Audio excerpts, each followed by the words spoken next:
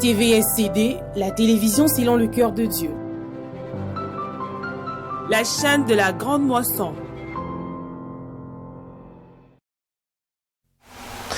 Politisation de la CENI. L'état des sièges un mois après à quand l'arrivée des troupes kenyanes pour le début des opérations, la congolité, le carte visa, les questions d'actualité. En tout cas, nous allons le développer tout à l'heure dans cette émission. Mesdames et messieurs, bonsoir et bienvenue dans cette émission Face aux politiques, votre émission qui reçoit pour vous les acteurs politiques qui viennent bien sûr pour débriefer bien sûr l'actualité politique. Alors, tout à l'heure, je reçois pour vous Monsieur Ngoyi Yansomwe Patrick Gogo. Il est acteur politique, membre de l'Action alternative pour la renaissance du Congo, AARC. Et c'est notre invité, Monsieur Patrick. Bonsoir. Bonsoir, monsieur. Vous allez bien? Ça va, nous sommes aujourd'hui votre invité. Justement. Et je pense que nous sommes là nécessairement pour faire en sorte que notre population comprenne ce qui se passe actuellement au sein de la classe politique et au sein de l'État congolais. Alors, vous êtes membre du parti Action alternative pour la renaissance du Congo. Comment va le parti? Est-ce que ça évolue? Vous avez des représentations au niveau de l'Assemblée nationale? Le parti AARC se porte très bien. C'est le parti de Madame la Présidente, l'honorable Élysée Mounembwe, qui dernièrement, sous le dernier gouvernement Ilukamba, était le ministre, le vice-premier ministre, ministre du plan. Donc je suis dans son parti et je suis secrétaire national dans ce parti-là. Bien sûr, invité de votre émission ce jour. Alors, Monsieur Patrick Gogo, Monsieur Yansomwe Ngoyi, alors nous avons des sujets qui brûlent, en tout cas en ce moment dans la classe politique, notamment carte visa. On accuse certains collaborateurs de l'ex-pouvoir de détenir des cartes visa, dont d'ailleurs vous faites partie, vous êtes de l'FCC. Oui. Votre réaction après cette nouvelle? Je pense que on les accuse à tort. Je pense que cette accusation n'est pas fondée parce que on accuse des hommes d'État sans preuve. Je pense qu'il est important que les personnes citées, à tort, je suis sûr, à tort, parce que j'en connais certains, oui. Je vois très mal, j'ai suivi l'interview de monsieur Kikaya, l'ambassadeur. Je connais ce monsieur de longue date et je ne pense pas, tout simplement par éducation. Je pense pas, tout simplement par amour du Congo, que ce monsieur, ce que vous dites, c'est ce que vous dites. Que ce monsieur. Oui, je le dis parce que je sais de qui je parle. Je ne cite pas tout le monde. Je cite au moins une seule personne parmi toutes celles qui sont citées que je connais. Et je pense que ce monsieur n'a aucun intérêt à se livrer à des choses qui porteront et qui portent atteinte non seulement à leur personne, d'accord, mais à leur vie politique. Parce que ça, c'est un assassinat politique de dire qu'il y a une personne qui se sert dans la caisse de l'État de 50 000 $ par mois. Bon, je ne crois pas en cette histoire. Néanmoins, un de vos confrères a mis la chose sur la table. J'ai vu 2 ou 3 lettres passer dans les réseaux sociaux avec des lettres de monsieur Kikaya, Obaminaku, Chadari, demandant à ce que les banques, entre autres la Robank a été citée à plusieurs reprises, de pouvoir clarifier la situation par des relevés de compte.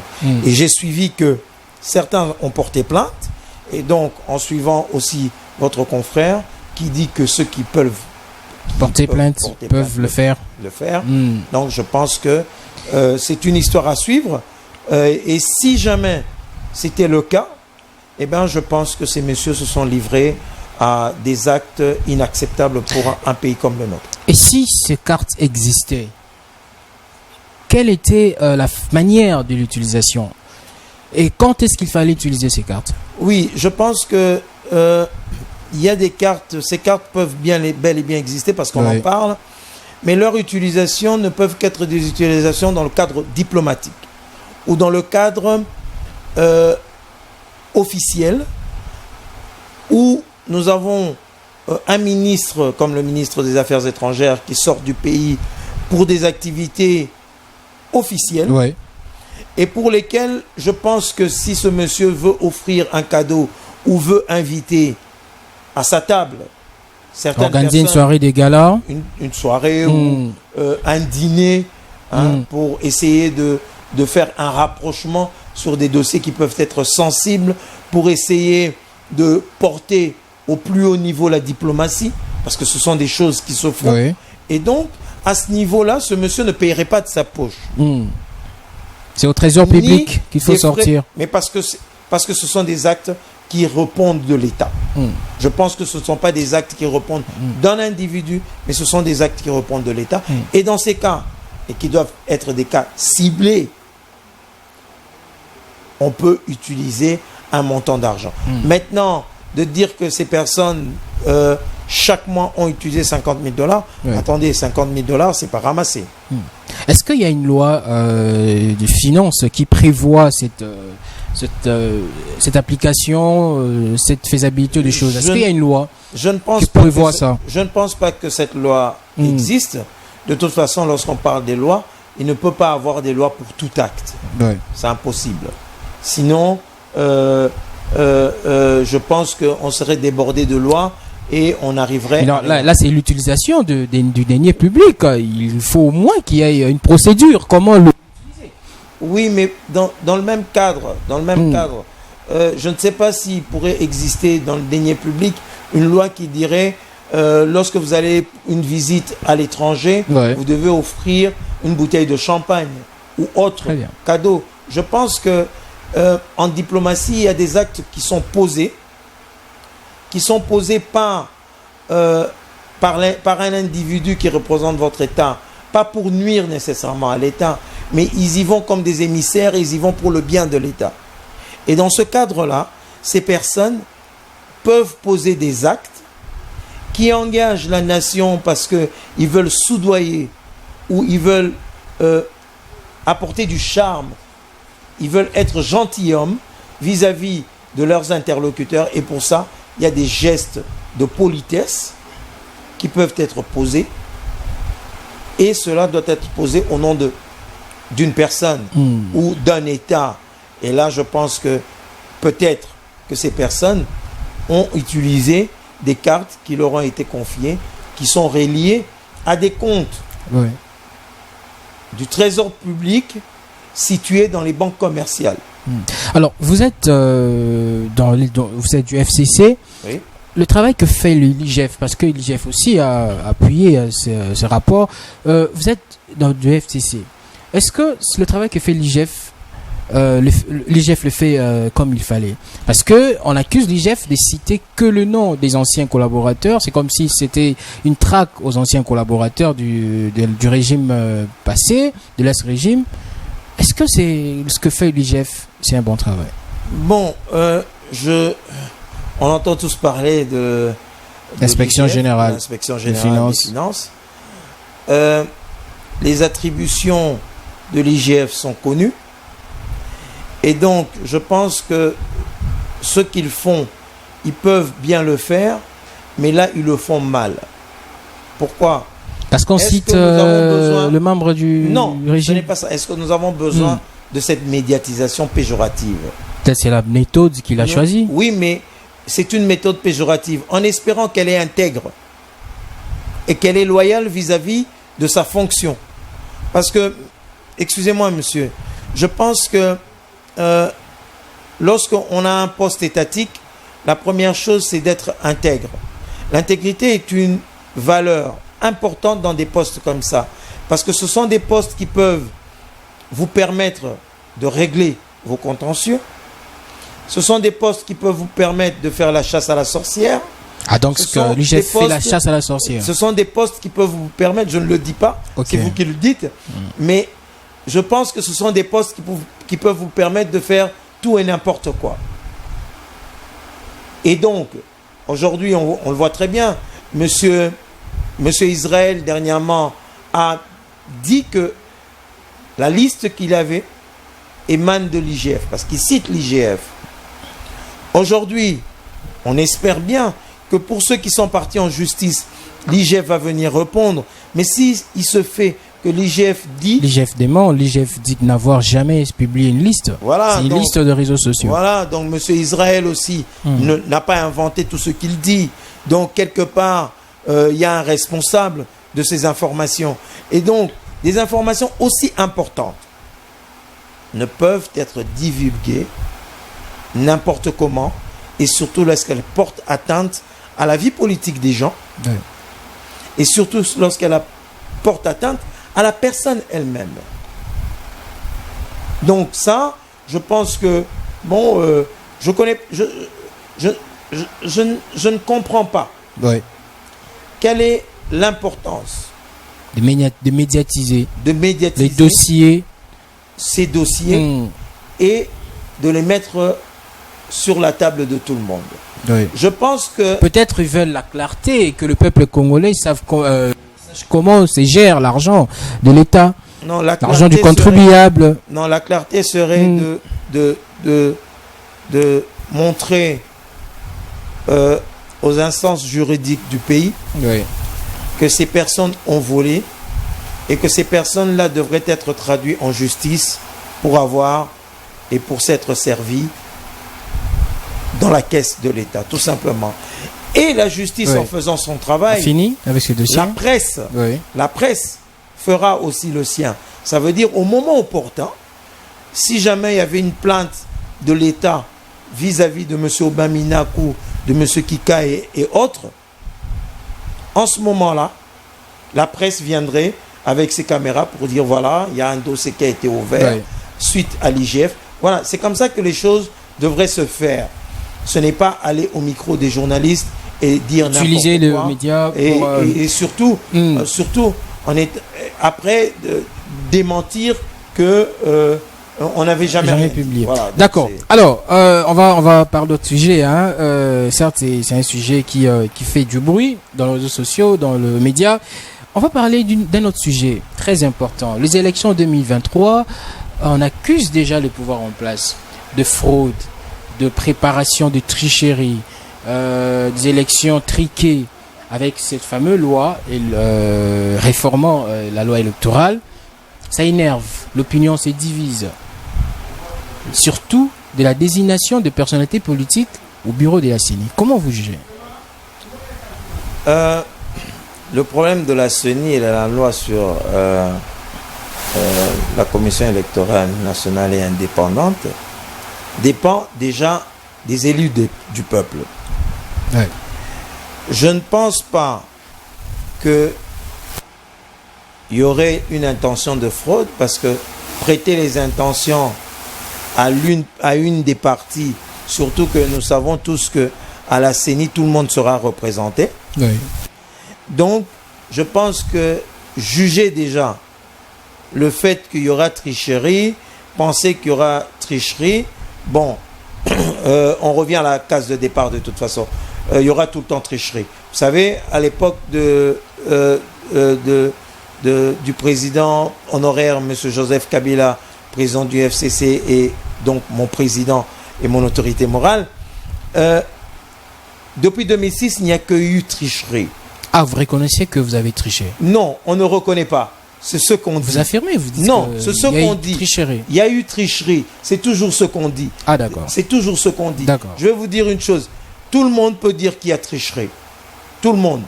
En 2006, ça a été dit. Déjà là, Félix Tshisekedi, c'est une tricherie. Déjà, pour les prochaines élections, on envisage qu'il va tricher. Donc, allez, à un certain moment, mettons-nous devant l'évidence. Soyons bons perdants. Moi, j'ai perdu en 2018. J'ai été bon perdant. J'ai dit, bon, ok, c'est pas passé. C'est pas passé. Je ne suis pas passé à la télévision pour dire, il y a eu tricherie. Oui. Comme d'autres, il y a toujours tricherie. Hein. Qui voudrait perdre? Personne. Personne. Et comme personne ne veut perdre, donc pour celui qui gagne, directement, on dit qu'il est tricheur. La vraie question, je pense... La politisation. La vraie question, c'est pourquoi est-ce que le Congolais ne peut pas faire confiance à l'autre Congolais? Je pense que c'est la question importante. Non, parce que déjà... Oui. La CENI est congolaise, avec des acteurs congolais. Mais qui appartiennent aux partis politiques. Ça ne veut rien dire. Je ne voudrais pas juger de la loyauté de ces personnes vis-à-vis de l'État. Oui. Et je ne voudrais pas juger de la responsabilité, de l'intégrité de ces personnes vis-à-vis de l'État. Tout ce pourquoi je pense être correct et loyal, c'est de dire, voilà, nous avons des Congolais qui prennent la chose en main et dans le choix, nous avons choisi des personnes loyales, intègres, qui feront leur travail indépendamment de leur couleur politique. Mais chose qu'on a accusé, si vous venez de le dire d'ailleurs tantôt, on a accusé le président Kabila à l'époque d'instrumentaliser la CENI. C'est-à-dire nommer ses proches, nommer le proche mais on accuse toujours les gens de mais tout. ce qu'on voit chez l'actuel oui, mais on accuse toujours président les gens de qui veut déjà... Mais on accusera toujours, même le prochain, il sera accusé. Après, il sera toujours accusé. C'est un problème de mentalité, tout simplement. Je suis désolé.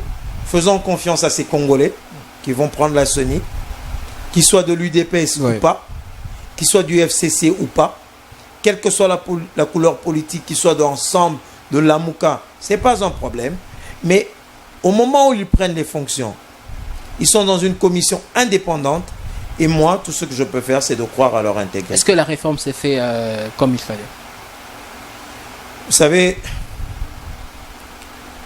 lorsqu'on parle de réforme dans ce pays, lorsqu'on parle de réforme dans ce pays, je n'aimerais pas mettre mes mains dedans parce que les réformes peuvent être faites selon la compréhension des uns et des autres et selon les volontés politiques du moment. Donc, dire que ce sont les bonnes réformes et que la réforme qui sera faite sera la bonne, c'est m'engager dans quelque chose pour lequel je n'ai aucune maîtrise. Parce qu'une classe politique demande, il fallait d'abord qu'il y ait un consensus, qui est de la société civile, le parti politique. Oui, on revient à la case de départ. Et d'abord négocier. Et puis, on revient toujours désigner les acteurs. Oui, on revient toujours à la case de départ. Il y a toujours des négociations. Il y a toujours, mais je pense que... Des dialogues. Il y a toujours des dialogues, mais je pense qu'on doit à un certain moment s'arrêter. Vous savez, je vais vous dire une chose. Et je remercie le président Kabila d'avoir créé cette chose. Le changement. Il a fait 2 mandats. Il a dit à plusieurs reprises, je respecterai la Constitution. Il l'a respecté et nous avons Félix Tshisekedi, président de la République. Sachez-le, la roue a tourné. La roue a tourné. Et elle ne va plus s'arrêter de tourner. Il fallait un déclic. Et une fois qu'il y a un déclic, une fois qu'il y a un mouvement qui se fait... Le déclic, c'est mal fait. Non. Selon une classe politique. Oui, mais... oui, on va dire très mauvais déclic. Fait, on va dire tout ce qu'on peut dire. Mais le plus important, je vous dis, lorsque vous démarrez une voiture, c'est qu'elle commence à rouler. Et une fois qu'elle prend son envol, eh bien, vous n'allez plus l'arrêter. Ça veut dire qu'on ne va plus arrêter l'alternance politique. Ça ne va plus s'arrêter. Et donc, hier, Félix roule pour Joseph Kabila. Aujourd'hui, on dit Félix, le président Félix, Fachi, Béton ne roule plus pour Kabila. Voilà, donc ça va tourner. Il va faire les 2 mandats qu'il lui faut. La Constitution, pour ce point-là, ne va pas changer. Oui. Parce que Kabila n'a pas réussi de la changer. J'espère que Félix, et je le souhaite, ne réussisse pas à changer ce point sur la Constitution. Il fera ses 2 mandats, il partira. Et un autre viendra. Et donc la roue tourne. Et ça tournera. Et selon vous, est-ce que ça évolue? Ça évolue depuis l'arrivée du président Félix. Vous avez Comment vous regardez le pouvoir actuel? Comment vous regardez? Écoutez, au départ, il y avait le président Félix qui dirigeait selon Cash, dont je ne suis pas le porte-parole. Très bien. Avec des membres du FCC et avait l'impression, suite à la coalition, que le FCC ne jouait pas le jeu. Bon. Cette situation est révolue. La situation actuelle est une situation où nous avons un gouvernement union sacrée, avec des membres à la fois de Cash et du FCC qui ont rejoint l'union sacrée, qui ont été acceptés dans l'union sacrée, et pour certains qui ont des postes ministériels. Et donc tout ce que je souhaite à ce nouveau gouvernement, c'est de pouvoir arriver sous la direction du chef de l'État et du Premier ministre Sama Lukonde, de pouvoir faire leur travail. Très bien. Alors, on parle de notre dossier, la congolité. Ah, ça, je pense que vous êtes aussi mieux placé pour répondre à ça. Un ancien candidat, malheureux, à la présidence, Noël Tchani, souhaite qu'il y ait une loi qui voudrait que la fonction président de la République soit exercée qu'un indigne fils du pays, c'est-à-dire né de père et de mère congolais. Alors, selon vous, est-ce qu'il a raison ou pas? Est-ce que cette loi tient? Bon, le professeur Noël Tchani